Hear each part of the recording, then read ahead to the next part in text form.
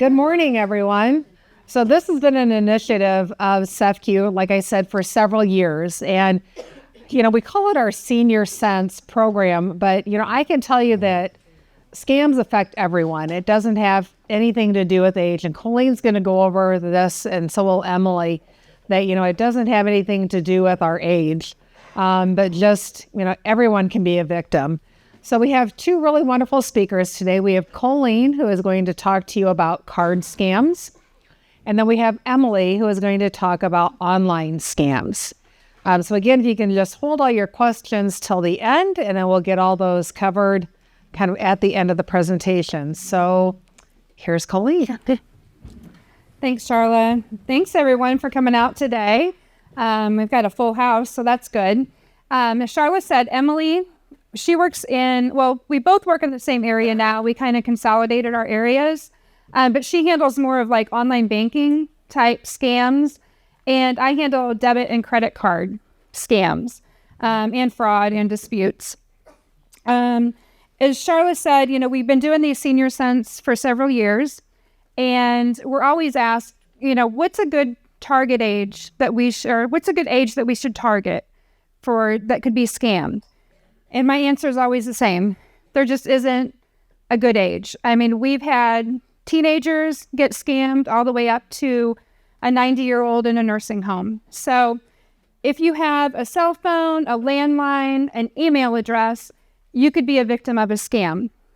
So we're going to go over today just types of common scams that we see. There's a lot of overlap between both of us, between online banking and the cards. Just because if you're hit with one scam, maybe through online banking, it usually filters over onto your credit or debit card or your checking account. So let's see.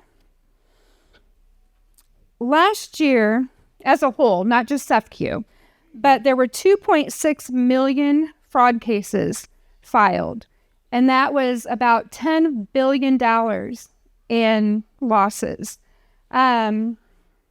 Which, that's horrendous. And like I said, it's not just CEFCU, and those are just reported cases. There's a lot of cases that aren't reported because the scam's still going on. The person has fallen for a scam, and it just goes on for years and years. So all scams have one thing in common. They all are trying to separate you from your money. So we're here to help you identify a scam, help you so you don't fall for the scam. And if you do fall for a scam, we can help you, and give you resources on how to stop the scam, maybe recover some money. A lot of times, if you are scammed, there's no way for us to recover the money for you. So we like to say it all starts with hello.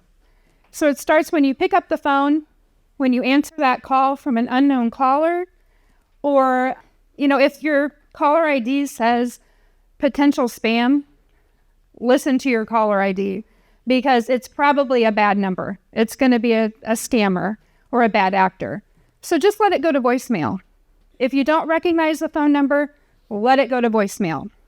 If you click on a text message that you don't know the sender, just delete those. If it's an unknown number, or maybe, if it's just an unknown number, then just delete it. An email, if it's an unknown sender, delete those as well. Don't even open them. If you do open an email or a text message and it has a link and you don't know who that sender is, do not click on that link, because that as well just leads to trouble. They're going to ask you for personal information, and that's just a scam waiting to happen. Some of the scams that we're going to go over, we'll get that so you can read it a little better. One of the most common scams is the imposter scam, and we're dealing with that right now. It's hot and heavy. It's where you may get a phone call from CEFCU, where your caller ID says that it's CEFCU calling. You can't trust that because phone numbers can be spoofed. So there's technology out there that can make it look like anyone's calling you. They can spoof a phone number. So what these bad actors are doing, is they'll say that it's CEFCU. You answer the phone because you think it's CEFCU. Because CEFCU, we do make outbound calls to our members to verify transactions. So you answer the phone and they say, I'm calling from the fraud department. I want to verify, did you make a transaction to Walmart in Florida for $500? And you're like, heck no, I haven't been to Walmart in Florida. I'm here in Illinois.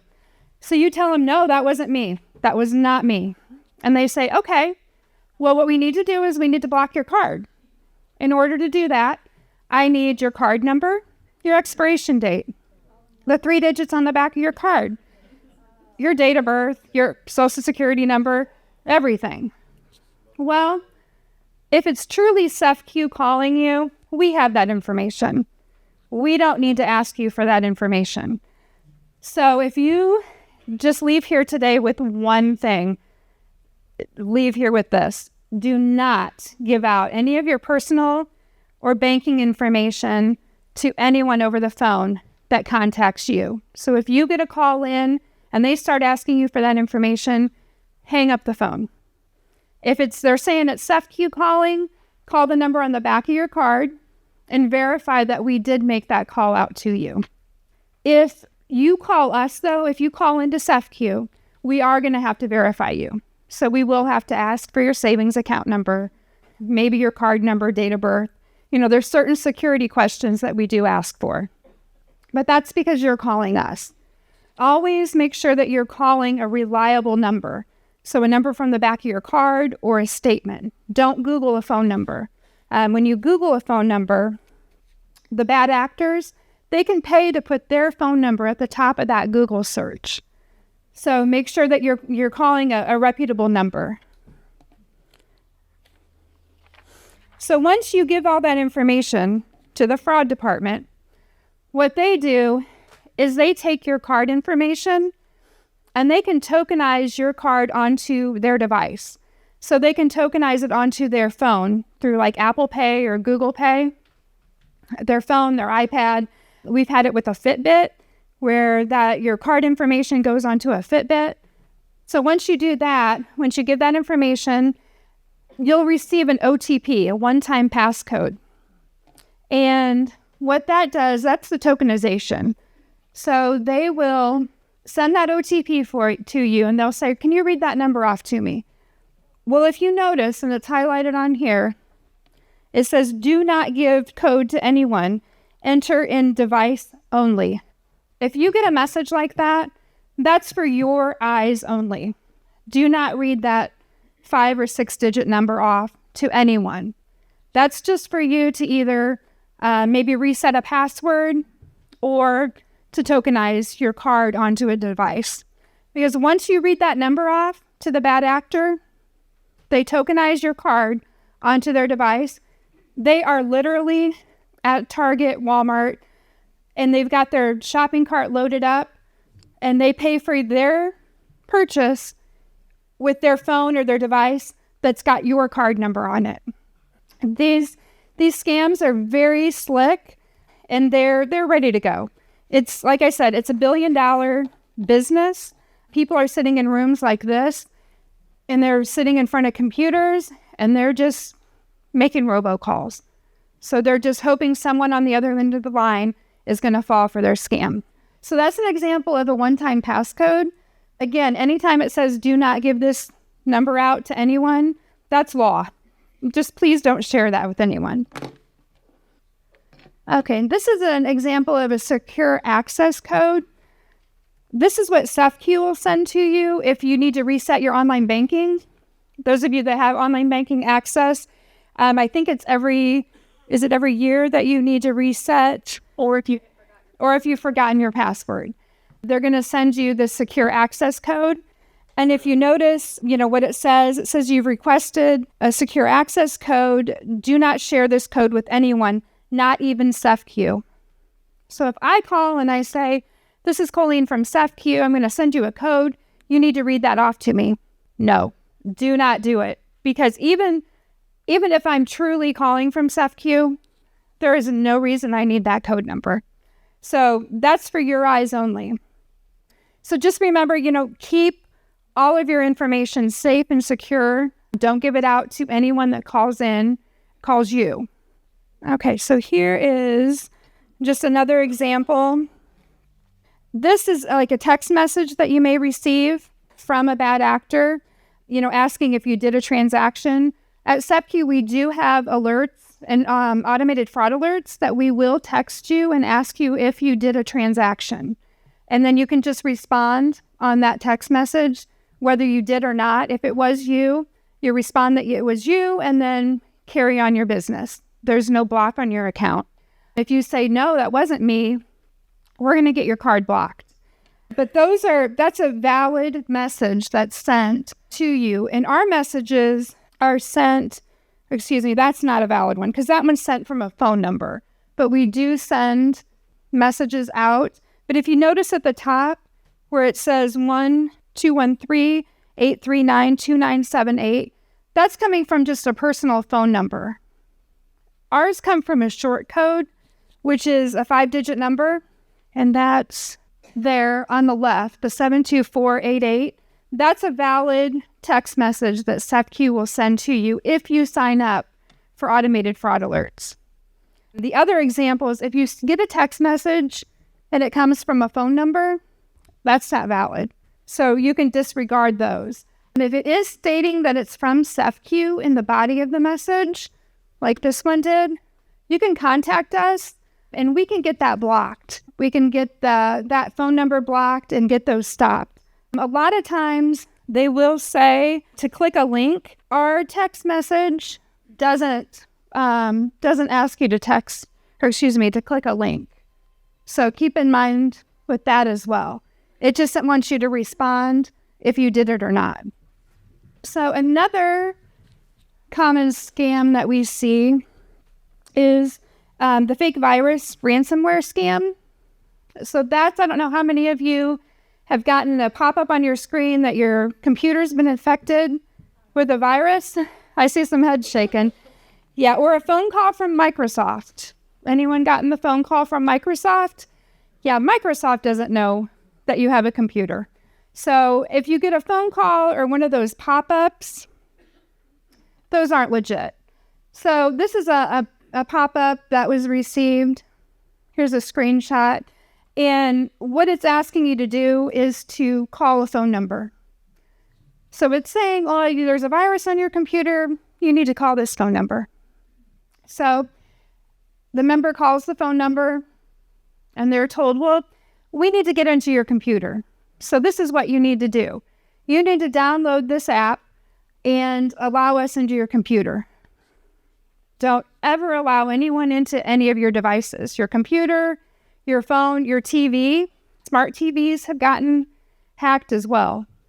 So if you let them into your computer, they have total control over your computer. They can add, any type of virus they want. They can start deleting information. What they'll do is they'll ask you in order to help you, you need to go. And we had a gentleman that they told him that he needed to go and withdraw $15,000 in order to help. Well, what happened was Microsoft told him that there were illicit photos on his computer. And they even showed him the photos because they had total control over his computer. So they put the photos on his computer. They said, in order for us to help you, we need you to withdraw $15,000 and go out and buy gift cards. A lot of the scams that we see involve purchasing of gift cards or Bitcoin. So in this instance, it was gift cards. And the gift cards I'm talking about are the kiosks that you see at the store where you can buy anything under the sun type of gift card. This situation, they asked me to go buy Apple gift cards. So he came into the office, one of our member centers, told him he needed to withdraw $15,000. Our tellers are trained when it's a large amount to ask some questions.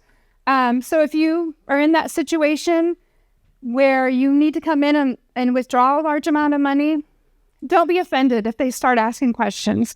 We're trying to help you because we've seen so many scams So they asked him what he was buying. He said, oh, I'm looking at a new Corvette. Or not a new Corvette, I'm looking to buy a Corvette.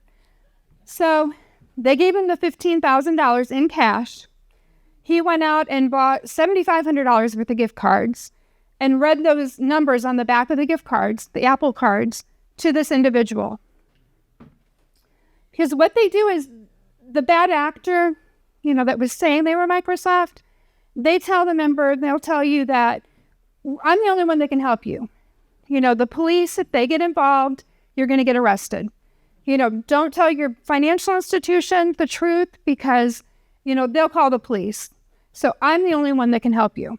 So they scare you. They tell you, we need this done right away. So he did, bought the $7,500. He went home. He just wasn't feeling right. And his wife said, what's going on? He said, I can't tell you. They told me I can't even tell you. And she said, oh no, you need to tell me what's going on. So he told her, and then she called me. It was actually a friend of mine that this happened to. And I was like, ugh. As soon as she mentioned, he got a pop-up on the computer, I said, please tell me he didn't click on anything or call a phone number. And she said, oh, Colleen, he went and withdrew $15,000. So I was just sick over it. But he had the other $7,500 and he was able to redeposit that. So he only lost $7,500. But when that happens, when you allow someone remote access into your computer, we have to get Emily's team involved because your online banking has to be shut down. We'll tell you, unplug your computer. You need to go get it cleaned. We need a diagnostic report from you. Your online banking gets shut down. You have to transfer your account. So your savings account, anything under your savings account has to be transferred over to a new number. So that's a little bit of a pain because, if you have any withdrawals that come out of your checking account, you have to change that number. If you have a direct deposit for Social Security or a payroll, all of that has to be changed. So if you get a pop-up like this, don't click on anything. Don't call a phone number. Just disconnect your computer and take it in to wherever you purchased the computer and have a diagnostic report ran. They'll clean it for you. A lot of times, they also will get the pop-up and the person on the other end of the line will say, we're going to offer you, lifetime virus protection for $1,200. So you allow them into your computer and it's the same thing. They take over your computer. They have full access. So be very careful who you allow. You shouldn't allow anyone into your computer. If you do, like I said, take it into wherever you purchase the computer. A lot of times the computer's too old and, for $1,200, you could buy a brand new laptop. So just keep in mind, again, don't open any unsolicited emails. Click on any pop-ups. It happened to my mom on her laptop. She was trying to get into my niece's basketball game and she clicked on a pop-up and it just, luckily she didn't call a number. She didn't do anything, but I said, shut it down. Her laptop was old. She said, I'm just going to get a new one. I said, please do. So, she just shut it down, put it in the closet and, we didn't have to deal with any of this, luckily. There's also, they can hold your computer for ransom. So a lot of times it'll be the same thing where they'll say, we've taken over your computer. You can't access any of your photos. You need to go out and purchase gift cards. We do see a lot of Bitcoin now where people are told to withdraw large sums of money, take them to a Bitcoin ATM, deposit it to the ATM. It's in an account that's not under our member's name. So they've just given, say, the $15,000. If they deposit it to an ATM that's a Bitcoin ATM, not in their name, that money is gone. So be careful with Bitcoin. I know it's not fairly new, but I still am really fuzzy on how all that cryptocurrency works. So anytime we see anything with cryptocurrency, we get a little worried on what our members doing. So the next scam we're going to go over is the romance or friend scam. This one is probably the saddest of all scams that we deal with, because these can go on for years and years.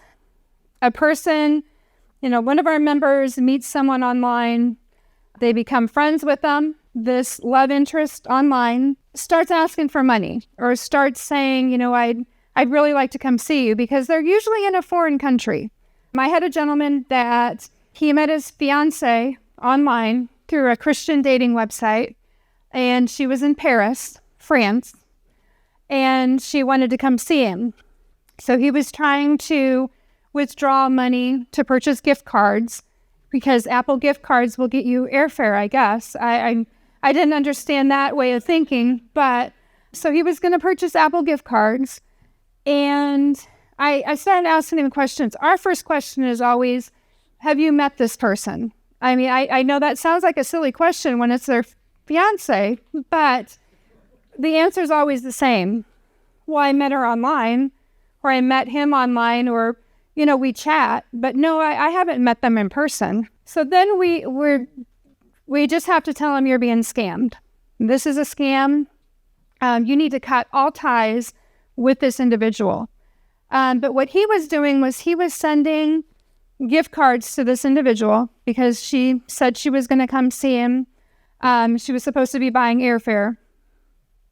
Then she would call and say, there was a death in the family. I need to stay here, but I need help with the funeral. So can you go buy more Apple gift cards? So this just kept up, that he just kept sending more money. But then she was sending payments to his credit card. So she was calling in or had someone call in to make a payment on his credit card. Well, lo and behold, that credit card payment was a bad payment, so it was returned. So he ended up being probably about $10,000 over his credit line of $10,000. So instead of just $10,000 balance, he had a $20,000 balance on his credit card. So a lot of times what we'll see is someone will be online, maybe playing friends with words or words with friends, whatever that is. And, the person that you're playing with, they'll say, hey, let's chat. Let's download the WhatsApp app and let's just chat through there. So they get them off by themselves and they start chatting. We have one lady, a member, that she lost about $400,000 doing this. She was sending money to an individual, and it was the same thing. The individual kept saying, they needed more money, for this or that, but I really want to meet you. I really want to come see you, but all this kept getting in the way. The local police department got involved. The FBI got involved. She would not listen to anyone. They were also telling her the bad actor was telling her that, just keep sending the money. But then she was contacted, from different lawyers, from law firms saying, well, we can help you get your money back. Send us this amount of money. So she just kept digging herself a deeper hole. So, if you know someone that is involved in some type of a romance scam or, a friend scam, talk to them. Tell them to call us. We'll talk to them. We'll tell them they're being scammed. This is what we deal with every day. I mean, I know there's stories out there on the Today Show. There's stories on Dr. Phil. My mom quotes that quite a bit. And I'm like, Mom, this is my real life. I deal with this every day. We hear these stories, and we don't tell these stories because it's this is very concerning. The amounts of money that our members are losing because they're falling for scams. That's why we're here. So we hope that you don't fall for a scam. If you do open a message, get out of that message, delete it. No one should be calling you, asking you for a gift card for a payment. Emily's going to go over like IRS scams, tax refund. We've had people that have fallen for them that have sent gift cards, have sent cash. The IRS isn't going to call you and ask you for a gift card. Social Security doesn't want your gift cards. True merchants or financial institutions, any type of debt recovery agency, they're not going to want a gift card from you. So gift cards should only be for gifts. Those kiosks were set up so you could go in and maybe send a grandchild, a gift card for their birthday. It's not set up for you to pay off a debt. So I think I'm going to have Emily come up, and she's going to talk about a few more scams for you. Thank you, Colleen. Just a quick reminder, too. So Colleen really is an expert when it comes to your debit and credit cards and how those are compromised. I am an expert in your online banking, but naturally, her and I, our paths cross so often, more than you maybe would think. Even if you are just a debit card user and you don't have online banking, or even if you are just an online banking user and don't use your debit card, it's still, it's so intertwined. So, how many of you guys do, I guess, how many of you guys do use your debit card on a daily basis or credit card? Okay, quite a few. What about online banking? Do we have online banking users? Okay, I think I won that one. Okay. So, but yeah, that romance scam, I do want to touch on really quick because that is one that extremely impacts both of our departments.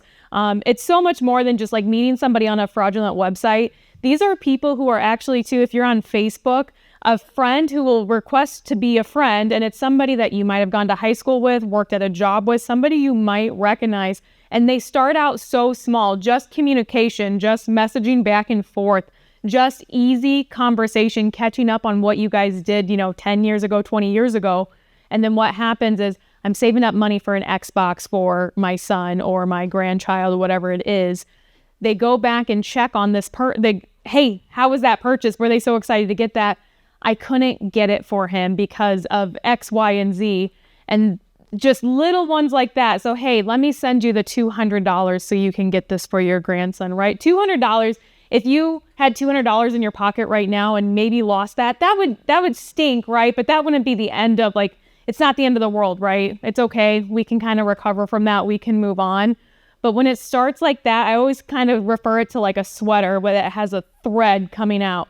The second you start pulling that, it's really going to start to unwind because that exact member turned into losing the $400,000 that Colleen was talking about because it just starts so small and they gain that trust and they go on for years. And honestly, we don't really even find out about it until either the member calls us and says, hey, why is my online banking not working? Or they start trying to move funds electronically, and that's when we can get involved and start seeing things. I also want to reiterate, too, when Colleen says that we cannot recover these funds, again, if you had a $20 bill in your pocket and you dropped it on your way out, you can't call CEFCU and say, hey, I lost $20 cash. That's not something we can dispute for you, right? How do I know you had the $20? That's exactly what's happening with these Bitcoin ATMs. You, as the member, are walking in and taking the cash out, right? As soon as that is cash in your hands, there's nothing we can do to help you recover that money other than to tell you, please don't do it. So that's what we kind of mean when we're saying we can't recover that money for you. And when she said her friend, they had the $7,500 left because he didn't put that in the ATM. Once that's cash in your hand, there's nothing we can do. We can track electronic funds all day long. We can look at credit cards all day long. But again, that cash is what we cannot help you with. And that's where they're exploiting and why this is such a billion-dollar industry. So I have a couple more scams I'm going to go over. One of them is the check overpayment or overpayment scam. I'm not sure if this is one that was super popular in this group. This typically happens when you're selling something online. Have any of you ever sold something on like Facebook Marketplace or bought something or at least known somebody who's done it, right? So this takes place there. What happens, you have an item listed for sale, whatever it is, a dresser, a mirror, a tractor, whatever it is, and you have it set for X amount of dollars, $500 is what I want to sell this for.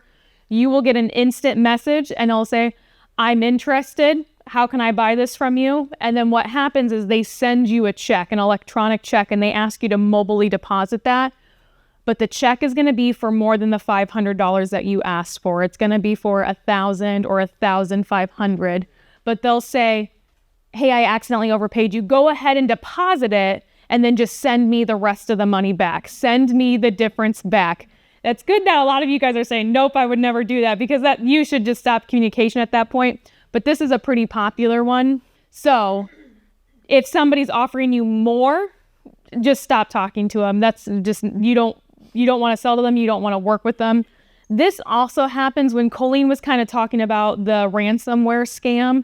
When they get into your online banking, usually when they can take remote access of your computer, they ask you to log into your online banking. So when you use your user ID and your password, they have something called a keylogger, and they can memorize all of your keystrokes. So, but they don't really need to do that once they have that login ID and password. And once you're in there, I do see this probably every day. They will move money from your savings account to your checking account in the amount of hundreds of thousands of dollars, and they will convince you that they have accidentally refunded you too much, when in reality it was the money you had all along. It was your funds, but since it's moved, they convince people and say, hey, Microsoft, we overpaid you. Take this out, go to the ATM. That's exactly what's happening in some of these ransomware scams as well. Anytime that they're asking you that overpayment to take action, that should be an alarm. Also, I think a lot of these already, if they're creating that urgency, you need to do this now, go pay us now, go to the ATM. If they're giving you those action items, that's when you really need to put it down and say, you know what, I need to step back and either go into a member center in person or call that reputable number that you found on the back of your card or on your statement. The overpayment can kind of bleed into the online lending scam. I'm sure all of us have gotten a loan at some point in our lives. The online lending scam typically happens actually when you're not looking for a loan. You are solicited, you get a phone call, you get a message, you get a pop-up and say, you're approved for a loan. Just log into your online banking and we'll give it to you. Literally, that is their line. That's their hook, line, and sinker. Typically with these two, they'll say little to no paperwork involved, no credit check, no money down, things like that. Again, kind of like, I don't know, have you heard the saying, if it's too good to be true, it probably is. That's exactly how these online lending scams are happening and are born. But what they do is, again, they get into your online banking and they use what's called mobile check deposit. Has anybody used that product for us? No? Okay. Yeah, so what you can do, if you have a check in hand, online banking, you do have the capability of depositing that check from the comfort of your own home. I know we've all been through COVID, so it's a super handy tool. But so that's how they get money into your account. And what they ask for, again, kind of like that overpayment scam, they say, since we gave this to you because you have no credit and we didn't do any other type of check, send us a good faith payment back. We just gave you $1,000. Send us $900 back so we know that you're going to pay the loan. So you are responsible for deposits that go into your account. So they're putting bad money into your account, and then now they're asking you to take it out and send it back. Again, that's not something we can recover. Or they're just transferring the money from your checking to your savings or your savings to your checking and saying, here's your loan, send us that good faith payment back. The best way to avoid these, because online lenders do exist and can be legitimate, a lot of these are existing, you're being solicited, you're not even looking for a loan. So if you're not looking for a loan, you don't take it, just hang up the phone, you don't need it. If you truly do need a loan and you're looking at online lenders, again, those do exist and they can be real, but do your due diligence. The Better Business Bureau is a great tool to see how reputable this company is. I also even tell people, even though if you're not going to get your loan through CEFCU, we are here to try to give you the best advice and guidance that we can. So even if it's not something you're sure about, we do want you to be safe.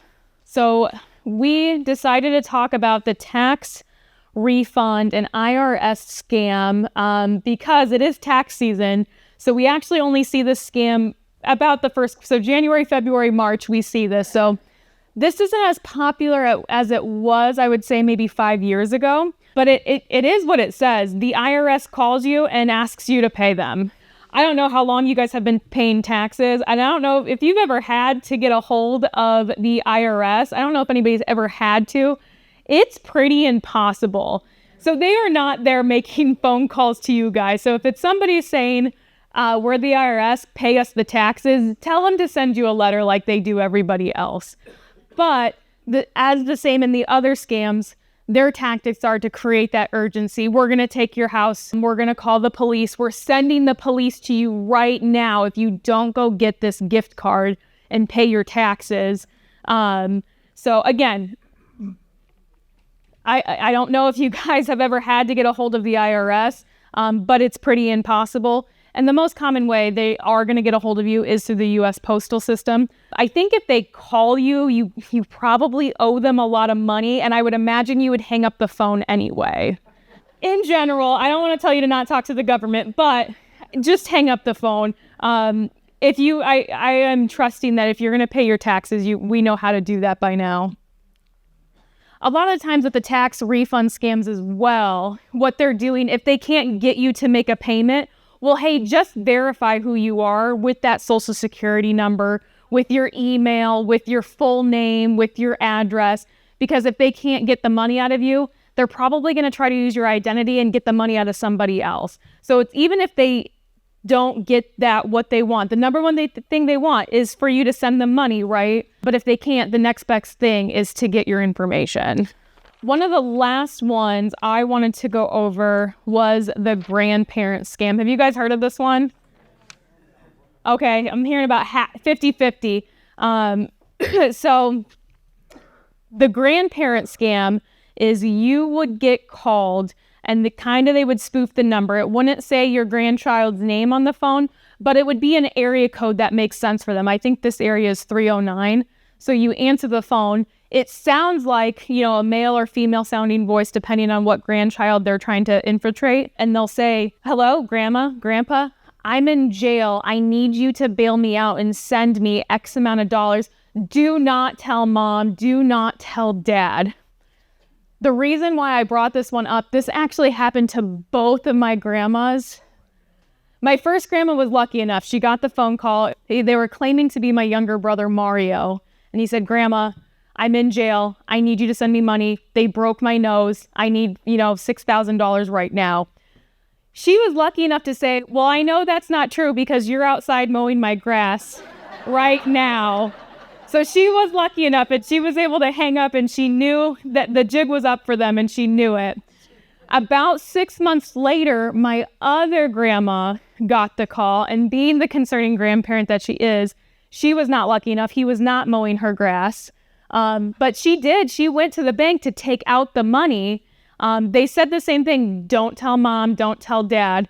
I mean, after that conversation, it was like, I know they say don't tell mom and dad, but you better call me next time because I'll tell you what my little brother should and shouldn't do. If he's in jail, he can stay there for all I'm concerned. But it's creating that urgency. It's creating that fear. It was lucky enough because it happened to my first grandma. My mom was able to call the other one and say, don't do this or think about this. But 6 months later, it did happen to her. She took out the cash. Thankfully, she did call and thought, you know what? Let me just call him. Let me call the number I have for him. And he said, no, Grandma, I'm not in jail. So thankfully, she did not send the money. But they're asking you to do the same things, to buy the gift cards, to take it to the Bitcoin ATMs. That's just so they can get access to the funds faster. That's the only reason why they're asking you to do those things. Best to protect yourself on that one. If you do get that call, I totally understand. That would be so scary if you thought your grandchild or even your child was in jail. But again, kind of like just if you think you're talking to CEFCU, hang up and call the number you have that saved in your phone for your child, for your grandchild, for whoever this is or no matter what they say, get somebody else involved. I think that can go for any of the scams. If you're not sure at any point, like, trust that gut instinct and call somebody that you do trust. So we just have a couple more steps, what CEFCU can do to protect members and tips for yourself. I know Colleen was talking a lot about that, OTPs and SACs, that's secure access codes and one-time pass codes. That's also referred to as two-factor authentication. So if you log into your online banking and it asks you for that code, that's a secure access code or a one-time passcode. CEFCU asks you for that code if you forgot your password or if you're logging into a new device that we don't recognize and you have that option to hit. You can register your device. That's not safe, but the safest form is to not register your device and get that code every time. If you get a code unsolicited, meaning I'm not logging in right now, I'm at Target, I'm at the grocery store, you can immediately know. You can hit no to those and online banking will be shut down. Unsolicited codes are always a red flag, even if they are from the reputable source that you know the codes are coming from. We also, between the both of us too, we monitor transactions very, very differently. I do look at transactions through online banking. Colleen has, I'm sure, certain triggers that she looks at for credit and debit cards. So there's a lot of background things that are going on in place too. We try to look at these scams and we try to collaborate. What are the most popular scams and what can we change in online banking or on our credit cards to keep you guys safe? So there's a lot of other things that are going. I will let Colleen tell us the tips you can do to protect yourself. I'll change the slide. Thank you. Just to kind of piggyback on that, we do, like I mentioned before, through online banking, we offer automated fraud alerts and alerts and controls. So if you have online banking for your debit and credit cards, you can set up alerts. I have that on my cards. That way, anytime a transaction is made, I have it set up for any transaction. So anytime a transaction is made, I get a text message. So I also have my phone number listed on my husband's cards. So if he makes a transaction, I get alerted to it. So I know what he's doing. He doesn't know what I'm doing, but so anyway, so I do have that set up. Automated fraud alerts. That's if a transaction is highly suspicious, it hits one of our fraud rules, you would get that notification and you could tell us whether you're doing the transaction or not. The reason I mention those is with alerts, if your card was used without your knowledge, someone got a hold of your card, you would get that text message and you would know right away, someone just used my card, I need to get it blocked. So that's a really good tool. There's also controls where you can set only certain transactions. Like if you don't shop overseas, you don't travel overseas, you could have overseas, international countries, you could have those blocked. So if someone tried to do a transaction, maybe out of China, it would get blocked. It would get declined. So just some tips that we've kind of touched on. Screen your calls. Act like your kids, your grandkids. Look at that number. If it's not someone that you recognize or you don't want to talk to, just ignore it. Let it go to voicemail. I think my kids do that to me quite a bit. So, screen those calls. Like I said, if it's not a number you recognize, don't answer it. If you get a text message that it's from someone that you don't know. If you get an email, my email address at work is czachman@cefcu.com. If you get an email from czachman@hotmail.com, that's not a valid email. So that's someone that's, trying to make it look like it's coming from CEFCU. So, keep that in mind. Be careful. If you're not expecting an email, don't open it. If you have maybe a Netflix account, I don't know how many of you have maybe gotten an email from Netflix stating that your account information needs updated to click this link. Netflix, when you log into Netflix on your TV, it's going to tell you, hey, we need a new expiration date. So that's where you would update it. They're not going to send you an email to do that.